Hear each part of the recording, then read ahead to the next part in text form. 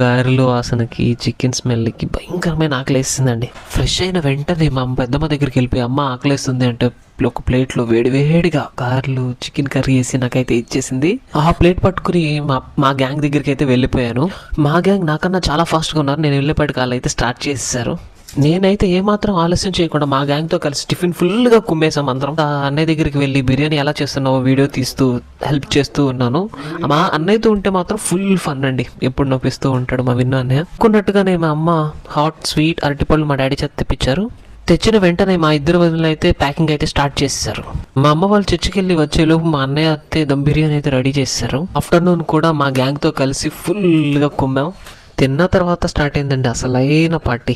Lunch తర్వాత మా gang వేసిందండి dance. మామూలుగా వేయలేదు, ఎరగదీసారు ఒక్కొక్కరు. అవే బూరెలు, చక్రాలు. ఇవేనండి మా పెద్దమ్మ చేసిన వంటలు. చాలా టేస్టీగా ఉన్నాయి. ఈ విధంగా ఈసారి మా క్రిస్మస్ని మా పెద్దమ్మ వాళ్ళ ఇంటి దగ్గర ఫుల్గా ఎంజాయ్ చేశాను.